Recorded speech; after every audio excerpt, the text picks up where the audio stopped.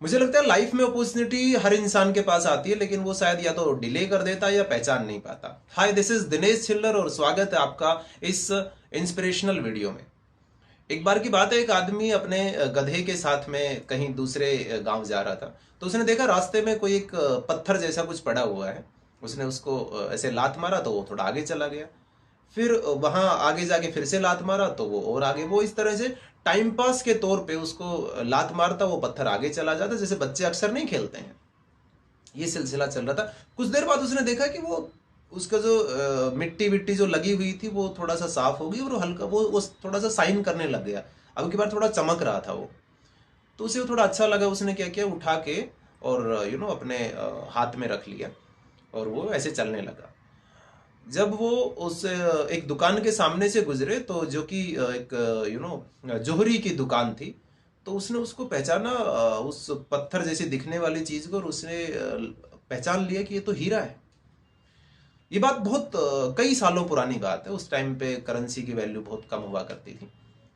तो वो समझ गए कि ये आदमी थोड़ा सा भोला है, बेवकूफ टाइप है, इसे तो पता नहीं इसकी वैल्यू। तो वो जाके बोला कि ये पत्थर तुम मुझे बेच सकते हो क्या? उसने बोला हाँ, क्यों नहीं। बोला कि कितना दाम लोगे? तो उसने बोला कि 2 रुपए। बोला कि क्योंकि मैं 2 किलोमीटर चल के आया हूं तो 1 किलोमीटर का 1 रुपए तो बनता है। उसने बोला नहीं नहीं, मैं 1 रुपया इसका दे सकता हूँ। वो बोला कि नहीं नहीं, मैं तो 2 रुपए ही लूंगा। फिर उसने बोला कि मैं 1 रुपया दे सकता हूँ, देखो पत्थर जैसी चीज है, तुम्हारे लिए कोई वैल्यू तो है नहीं। बोला नहीं, मैं 2 रुपए लूंगा, बिकॉज मैं 2 किलोमीटर से इसको लेके आ रहा हूँ। ओके। तो जोहरी ने सोचा, एक बेवकूफ आदमी आगे चल के शायद ये वापिस आ जाएगा और दे देगा, ये इसे पता तो है नहीं। वो आदमी आगे चला गया।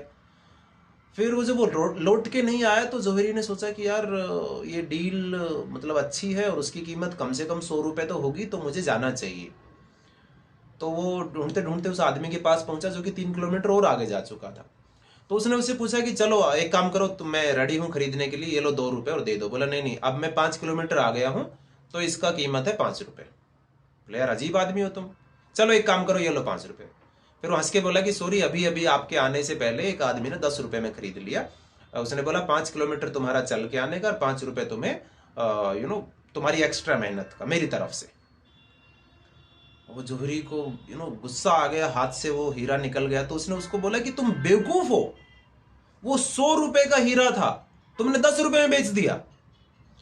तो उस आदमी ने हंस के जवाब दिया कि मेरे से बड़े बेवकूफ तो तुम हो, मैं तो तुम्हें 2 रुपए में दे रहा था।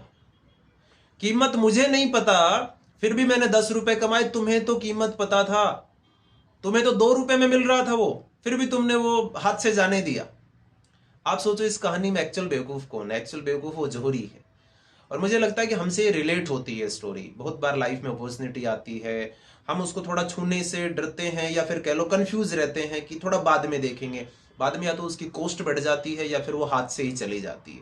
राइट। मेरे मेंटोर हमेशा कहते हैं कि जो अपॉर्चुनिटी है वो सामने से अगली होती है, मतलब भद्दी सी होती है, उसको हाथ लगाने में थोड़ा सा हमें अच्छा नहीं लगता है, या फिर कह लो उसमें अट्रैक्शन नहीं होता कुछ, और पीछे से गंजी होती है। जब वो चली जाती है ना, हम उसे पकड़ने की कोशिश करते हैं तो पकड़ नहीं पाते हैं।